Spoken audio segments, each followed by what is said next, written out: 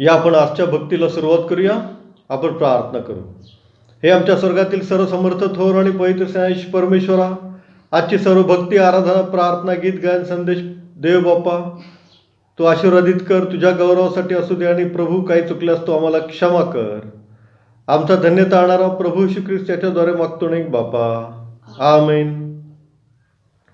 आपण देवाच्या गौरवासाठी गीत गाऊया. ईश्वराची दया किती, गीत क्रमांक 33, पहिला आणि शेवटचा. ईश्वराची दया किती, थांगतीचा लागेना, न्यायी तरी त्याची प्रीती, सिंधुए वडी जाणा. देव बोले प्रेमे फार, टाकी माझ्यावरी भार, टाकी माझ्यावरी भार. बापावरी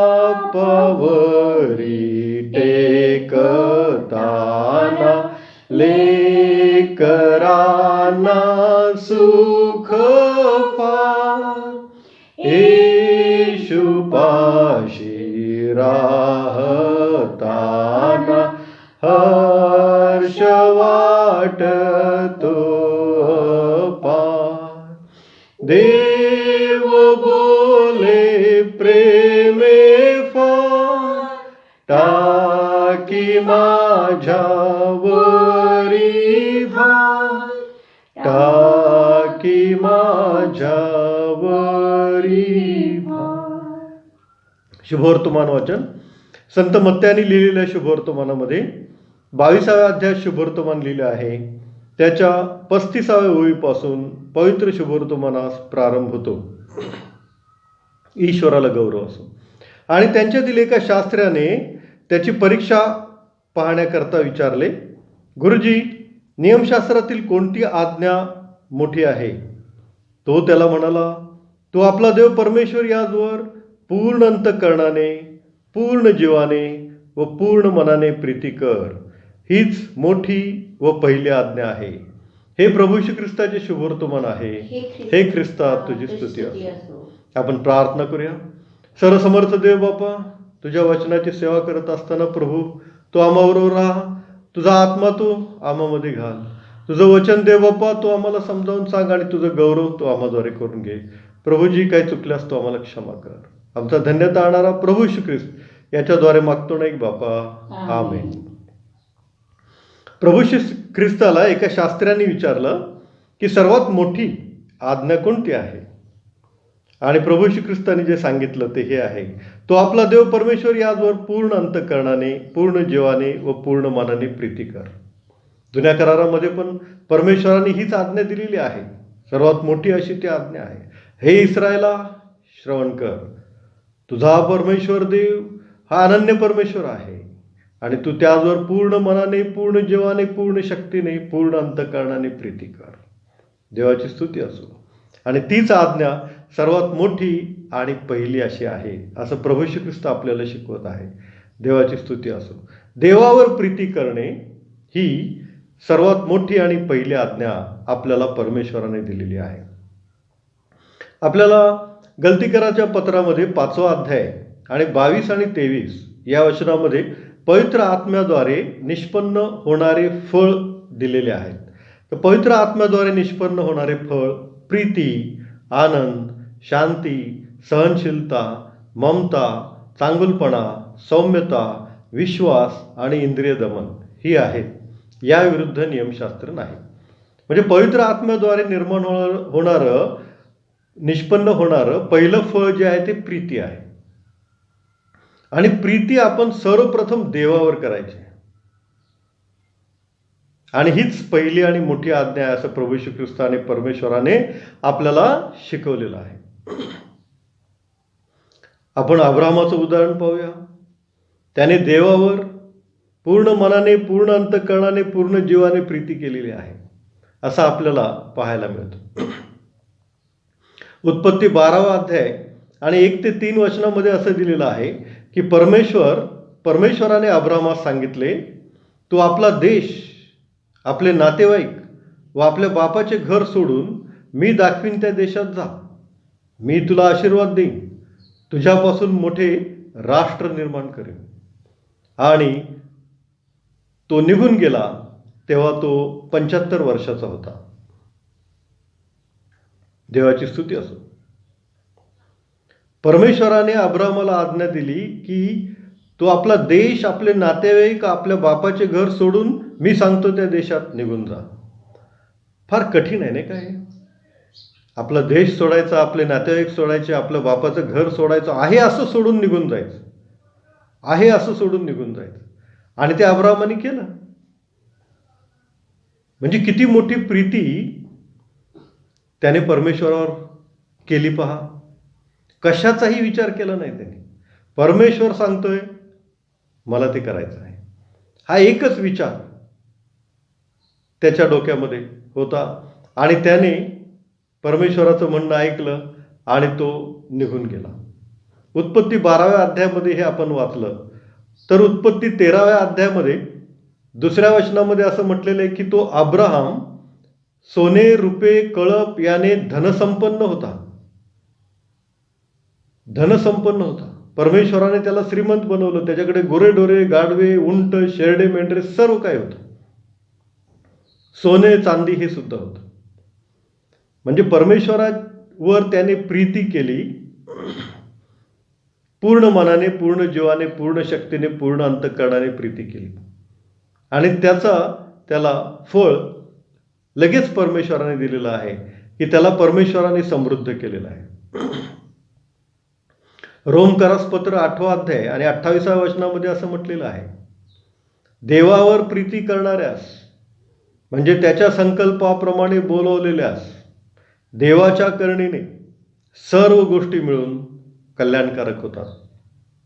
म्हणजे जर आपण देवावर प्रीती केली तर आपल्याला सर्व गोष्टी मिळतात आणि आपलं कल्याण होतं.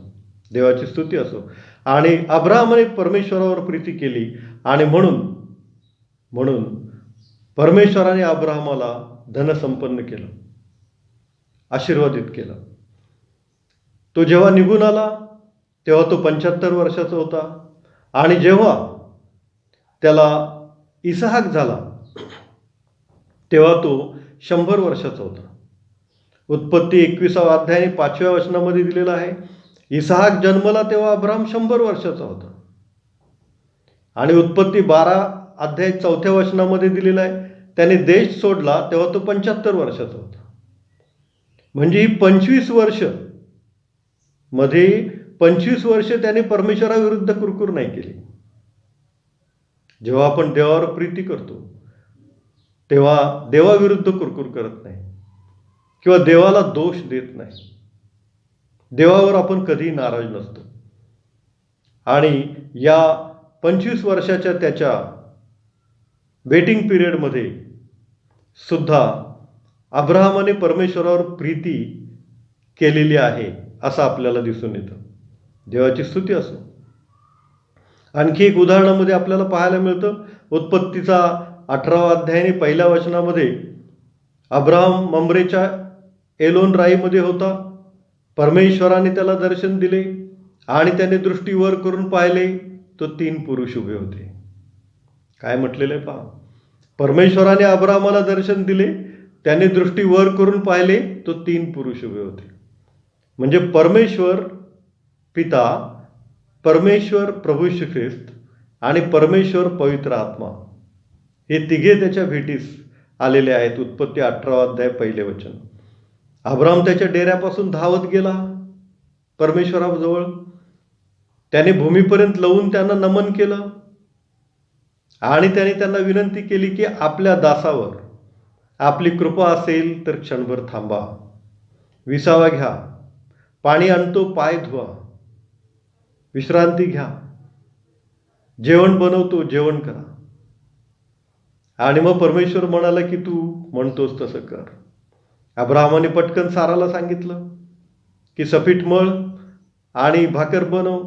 आणि त्याने वासरू कापलं आणि त्याचं सुंदर भोजन, दही भाकरी, रांधलेलं वासरू वगैरे घेऊन परमेश्वराकडे गेला. आणि परमेश्वराचं जेवण होऊपर्यंत तो तिथे त्यांच्यापाशी उभा राहिला. म्हणजे त्यांनी किती रिस्पेक्ट दिलेला आहे परमेश्वराला पहा, की त्यांना काय हवं नको ते पाहूपर्यंत तो अगदी त्यांच्या दासासारखा, नोकरासारखा तिथे उभा राहिलेला आहे. आणि या गोष्टीमध्ये पण त्यांनी दाखवून दिलेलं आहे की त्याने परमेश्वरावर प्रीती केलेली आहे. देवाची स्तुती असो. आणि म्हणून प्रभू येशू ख्रिस्ताचं दर्शन अब्राहमाला झालं. उत्पत्ती 14वा अध्याय आणि 18 आणि 19व्या वचनामध्ये असं म्हटलेलं आहे की शालेमाचा राजा मल्कीसदेक, जो परात्पर देवाचा याजक, तो अब्राहमाच्या भेटीस आला. शालेम म्हणजे शांती, शालोम म्हणजे शांती.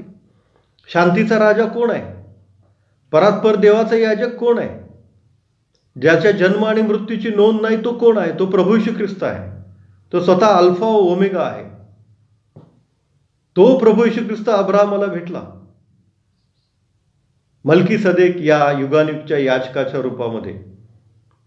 आणि त्याने काय केलं तर त्याने अब्राहमाला आशीर्वाद दिला. आणि अब्राहमाने त्याला काय दिलं तर अब्राहमाने त्याला दशांश दिला. दशांश कुणाला देतात तर दशांश परमेश्वराला देतात. म्हणजे त्याने इथं पण परमेश्वरावर, प्रभू येशू ख्रिस्तावर प्रीती केलेली आहे. आणि म्हणून मल्कीसदेकाने त्याला भाकर आणि द्राक्षरस दिलेला आहे. भाकर आणि द्राक्षरस हे तर प्रभू येशू ख्रिस्ताचं शरीर आणि रक्त याचं प्रतीक आहे, आपल्याला माहिती आहे. म्हणजे या सर्व उदाहरणाद्वारे आपल्याला पाहायला मिळते की त्याने परमेश्वरावर प्रीती केलेली आहे. पूर्ण जीवाने, पूर्ण मनाने, पूर्ण शक्तीने, पूर्ण अंतःकरणाने त्याने परमेश्वरावर प्रीती केलेली आहे. आणखी आपल्याला पाहायला मिळतं उत्पत्ती 22व्या अध्यायामध्ये परमेश्वराने अब्राहमाला आज्ञा केली की तुझा एकुलता एक पुत्र इसहाक याचं काय कर, तू अर्पण कर. मी सांगतो त्या मोरिया पर्वतावर जा आणि अर्पण कर. तो बैरशेबापासून निघाला. 2 दिवस वाट चालून झाल्यानंतर 3ऱ्या दिवशी पहाटे त्याने तो मोरिया पर्वत समोर पाहिला. त्याने त्याचा एकुलता एक मुलगा इसहाक याला घेतलं. लाकडं घेतली, विस्तव घेतला, नोकरांना म्हणाला थांबा इथेच, आम्ही जाऊन येतो. इसहाकाला घेतला आणि मोरिया पर्वतावर गेला. मोरिया पर्वतावर गेला आणि तिथे त्यांनी वेदी रचली, लाकडं रचली आणि त्याच्यावर इसहाकाला बांधून अर्पण करणार. एवढ्यात परमेश्वराचं दूत त्याला म्हणाला, अब्रामा थांब, तुझा हातावर. आणि मग परमेश्वराने त्याला एक एडका दाखवला. त्याचं शिंग एका झुडपात अडकलं होतं. त्याचं अर्पण परमेश्वराने त्याला करायला सांगितलं आणि त्याने त्याच विधीवर इसहाकाच्या ऐवजी त्या एडक्याचं अर्पण केलं. परमेश्वराची स्तुती असो. किती परमेश्वराची महान योजना आहे पहा, की ज्या वेळेला अब्राम निघाला त्यावेळेला तो एडकाही निघाला असेल. तो डोंगर चढत चढत बरोबर त्या झुडपामध्ये अडकून बसलेला आहे आणि परमेश्वराच्या आज्ञेनुसार त्या एडक्याचं अर्पण केलं. म्हणजे इसहाकापेक्षाही अधिक प्रीती अब्राहमाने परमेश्वरावर केली. सारापेक्षाही अधिक प्रीती अब्राहमाने परमेश्वरावर केली.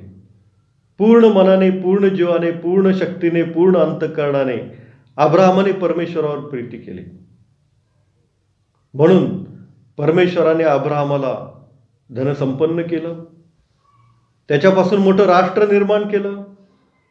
इतकंच नव्हे तर आपल्याला शुभवर्तमानामध्ये पाहायला मिळतं की लाजार मेला, श्रीमंत मनुष्य मेला आणि लाजाराला देवदूतांनी उचलून अब्राहमाच्या उराशी ठेवलं. म्हणजे स्वर्गामध्ये अत्यंत महत्त्वाचं स्थान असं परमेश्वराने अब्राहमाला दिलेलं आहे. याचं कारण काय? ते याचं कारण हेच की त्याने परमेश्वरावर पूर्ण अंतःकरणाने, पूर्ण जीवाने, पूर्ण मनाने प्रीती केलेली आहे. देवाची स्तुती असो. आपण जेव्हा देवावर पूर्ण मनाने, पूर्ण अंतःकरणाने, पूर्ण शक्तीने प्रीती करतो, तेव्हा आपण मनुष्यावर पण प्रीती करतो. आणि असं मनुष्यांवर प्रीती करत असताना कधी कधी या आपल्या पृथ्वीवरच्या जीवनामध्ये, आपल्या जीवनात काही वाईट लोक येतात. आपल्याबद्दल त्यांचे विचार चांगले नसतात. आपल्याला धोका करावा, आपलं वाईट करावं, आपलं अनिष्ट करावं असं ते चिंतत असतात. आणि अशा लोकांच्या सानिध्यात जर आपण आलो तर परमेश्वर त्यांच्यापासून आपलं संरक्षण करतो. याचं पण उदाहरण आपण पाहूया की अब्राम जेव्हा मिसर देशामध्ये गेला, त्याची बायको सारा फार सुंदर होती आणि फारो या राजाला वाटलं की सारा बरोबर लग्न करावं आणि सारा बरोबर लग्न करायचं त्यांनी ठरवलं. परंतु परमेश्वराने अब्रामाला संरक्षण दिलं, कारण परमेश्वराने फारोवर अत्यंत रोग आणि पीडा आणल्या, त्याच्या सेवकांवर पण रोग आणि पीडा आणल्या. आणि मग फारोने तो विचार सोडून दिला आणि तो अब्रामाला म्हणाला की ही तुझी पत्नी आहे, हे मला तू का नाही सांगितलंस, तर ही तुझी पत्नी तुझ्याकडेच असू दे. आणि मग त्यांनी साराबरोबर, फारो राजाने साराबरोबर लग्न केलं नाही. तर आपल्या जीवनामध्ये आपण प्रीती करत असताना, परमेश्वरावर प्रीती करत असताना, परमेश्वर आपला एक बळकट दुर्ग, बुरुज, आश्रयस्थान, आपली ढाल असा होतो. आणि पृथ्वीवरचं जीवन जगत असताना काही वाईट लोक, आपलं अनिष्ट करणारे, आपलं वाईट चिंतणारे लोक जर आपल्या सानिध्यात आले तर परमेश्वर आपलं त्यांच्यापासून संरक्षण करतो. जसं अब्रामाचं फारोपासून संरक्षण परमेश्वराने केलं तसं. आपण दुसरं उदाहरण पाहूया, याकोबाचं. अतिशय कठीण प्रसंगातून याकोबाला जावं लागलं. जेव्हा तो तरुण होता तेव्हा त्याला त्याचं स्वतःचं घर सोडावं लागलं. आणि घर सोडून त्याला लांबवरचा प्रवास करावा लागला. पदनहारान इथे त्याला आपल्या मामाकडे जावं लागलं. जाताना त्याला जंगली श्वापदांची भीती वाटती, उतराव्यास कुठे जागा नव्हती, रानावनात तो झोपत असे. आणि आपल्याला माहिती आहे की एकदा रानात बेथेल या ठिकाणी झोपला असताना त्याला एका शिडीचा दृष्टांत झाला की जी शिडी पृथ्वीपासून स्वर्गापर्यंत लावलेली आहे. आणि तिथे त्याने एक स्तंभ उभारला आणि त्या ठिकाणचं नाव एल बेथेल असं ठेवलं. एल बेथेल म्हणजे बेथेलचा देव. तो पदनहारानाला गेला. त्याचा मामा लाबान हा होता आणि मामाची मुलगी जी राहेल होती तिच्यावर त्याचं प्रेम होतं. आणि त्या प्रेमाखातर तो मामाकडे 14 वर्ष त्याने काय केलेलं आहे, काम केलेलं आहे, कष्ट केलेलं आहे, सेवा केलेली आहे. नोकरासारखं त्यांनी त्या मामाच्या कळपांची वगैरे काय केलेली आहे, सेवा केलेली आहे.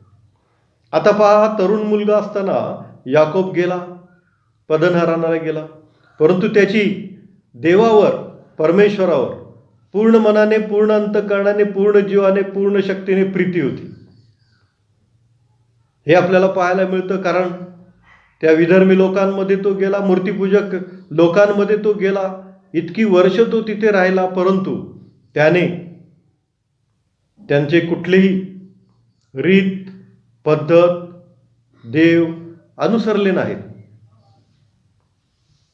कुठल्याही अन्य देवाला त्याने नमन, भजन, पूजन केलेलं नाही. यावरून आपल्याला दिसून येतं की त्याची परमेश्वरावर प्रीती होती आणि तो पूर्ण मनाने, पूर्ण जीवाने, पूर्ण अंतःकरणाने परमेश्वरावर प्रीती करत होता. आणि त्यामुळं तो जेव्हा परत आला, पदनहारानाहून परत आला, तेव्हा तो समृद्ध होता. त्याच्याकडे पुष्कळ कळप होते, पुष्कळ मेंढ्या, उंट, गाढवं, बकऱ्या पुष्कळ होत्या, पुष्कळ. अतिशय परमेश्वराने त्याला समृद्ध केलं होतं. आणि जिथं त्याला शिडीचं स्वप्न पडलं तिथेच येऊन त्याने पुन्हा परमेश्वराची उपासना केलेली आहे. या याकोबाच्या जीवनामध्ये पण तो परमेश्वरावर प्रीती करत असताना त्याच्या जीवनामध्ये, पृथ्वीवरच्या त्याच्या जीवनामध्ये, एसाव हा असा होता की जो त्याला अतिशय मारायला टपला होता आणि तो याकोबाला ठार मारेल असं याकोबाला वाटत होतं. आणि तो जेव्हा पुन्हा परतीच्या वाटेवर होता तेव्हा त्याला समजलं की एसाव त्याला भेटण्यासाठी येत आहे आणि एसाव बरोबर 400 लोक आहेत. तेव्हा याकोब घाबरला आणि त्याने सर्वप्रथम काय केलं तर परमेश्वराची प्रार्थना केली की तू मला सांगितलंस पुन्हा आपल्या देशात जा म्हणून मी चाललोय. तू मला सांगितलंस मी तुझं कल्याण करून म्हणून मी जात आहे. माझं संरक्षण कर. आणि अक्षरशः परमेश्वराने एसावचा पालट केला. त्याला ठार मारण्यासाठी टपलेला एसाव जेव्हा याकोबाच्या समोर येतो तेव्हा याकोबाच्या गळ्यात पडून त्याला मिठी मारून तो मोठ्याने रडतो.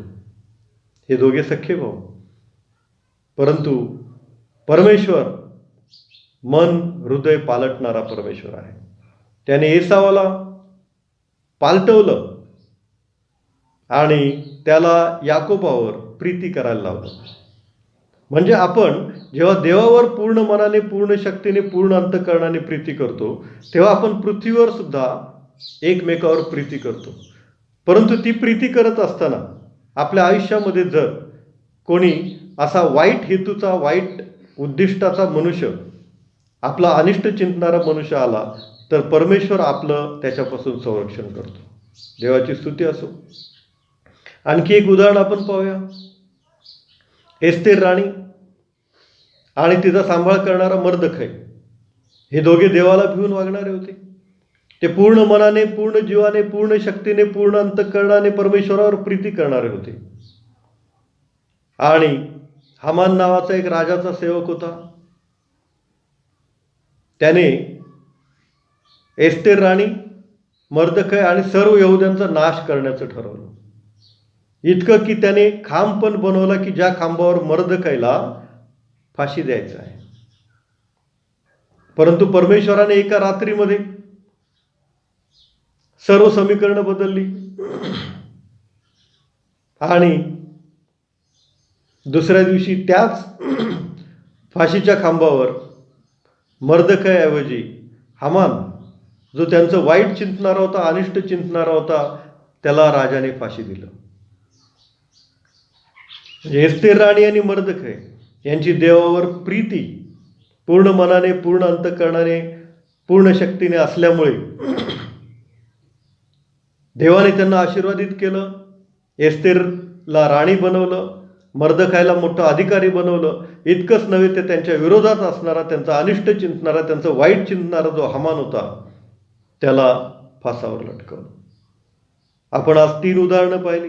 अब्राहमाने पूर्ण जीवाने, पूर्ण अंतःकरणाने, पूर्ण मनाने परमेश्वरावर प्रीती केली. परमेश्वराने त्याला समृद्ध केलं आणि त्याच्या जीवनात आलेले त्याचं अनिष्ट चिंतणारे लोक म्हणजे फारो याच्यापासून परमेश्वराने अब्राहमाला संरक्षण दिलं. याकोबाने पण पूर्ण मनाने, पूर्ण शक्तीने, पूर्ण अंतःकरणाने परमेश्वरावर प्रीती केली. त्याने दुसऱ्या देशात जाऊन सुद्धा मूर्तीपूजा किंवा दुसऱ्या अन्य देशांना, अन्य देवांना त्याने भजलं नाही. आणि परमेश्वराने याकोबाला समृद्ध केलं. त्याला इस्रायल हे नाव दिलं. त्याच्यापासून इस्रायल राष्ट्र बनवलं, जे आजही अस्तित्वात आहे आणि जगामध्ये एक प्रबळ राष्ट्र असं ते इस्रायल परमेश्वराच्या आशीर्वादामुळे आहे. त्या याकोबाच्या जीवनामध्ये आलेला त्याचा भाऊ एसाव, जो त्याला मारायला टपला होता, त्याला परमेश्वराने बदललं आणि त्याला चांगलं हृदय उत्पन्न, त्याच्यामध्ये चांगलं हृदय उत्पन्न केलं, प्रीतीचं हृदय उत्पन्न केलं. आपण 3रं उदाहरण बघितलं. मर्दखै आणि एस्तेर हे देवावर पूर्ण मनाने प्रीती करणारे होते. परंतु देवाने तर त्यांना आशीर्वादित केलंच, परंतु त्यांचा अनिष्ट चिंतणारा जो हामान होता त्याला मात्र परमेश्वराने फासावर लटकवलं. म्हणून आपण पूर्ण मनाने, पूर्ण जीवाने, पूर्ण शक्तीने, पूर्ण अंतःकरणाने परमेश्वरावर प्रीती करूया. परमेश्वर आपल्याला पृथ्वीवर आशीर्वादित करेलच करेल आणि आपलं अनिष्ट चिंतणाऱ्यांचं परमेश्वर अनिष्ट करेल, आपल्याला त्यांच्यापासून संरक्षण देईल. आपलं अभिष्ट चिंतणाऱ्यांचं परमेश्वर अभिष्ट करेल. आमेन. आपण प्रार्थना करूया. सर्वसमर्थ देव बाप्पा, आम्ही पूर्ण मनाने, पूर्ण जीवाने, पूर्ण शक्तीने, पूर्ण अंतकरणाने तुझ्यावर प्रीती करावी असा आत्मा तू आम्हामध्ये घाल. पवित्र आत्म्याचं पहिलं फळ प्रीती आमच्यामध्ये असू दे. सदैव आम्ही तुझ्या शास्त्रवचनात, तुझ्या गीतांमध्ये रमावं, तुझ्या गौरवामध्ये रमावं असा आत्मा तो आमच्यामध्ये घाल. आमचा धन्य तारणारा प्रभू श्री ख्रिस्त याच्याद्वारे मागतो नाही बापा. आमेन. आपण आपली अर्पणे आदराने व सद्भावाने प्रभूला सादर करूया. यावेळेला गीत क्रमांक 506 पहिला आणि शेवटचं. तन मन धन प्रभु तव चरणी, तन मन धन प्रभु तव चरणी, सकल तुझे तुची दिलेसी, सकल तुझे तुची दिलेसी, अघटित तव करणी, तन मन धन प्रभु तव चरणी. आपण प्रार्थना करू. सर्वसमर्थ देवप्पा, हे दान तुझ्या वेदी पुढे आणत असताना प्रभू आमच्या सर्व पापांची, अन्यांची, अपराधांची तू आम्हाला क्षमा कर. या दानाचा स्वीकार कर. गोरगरीब, अनाथ, विधवा, पोरके यांच्यासाठी आणि तुझ्या देवराज्याच्या वाढीसाठी याचा उपयोग होते.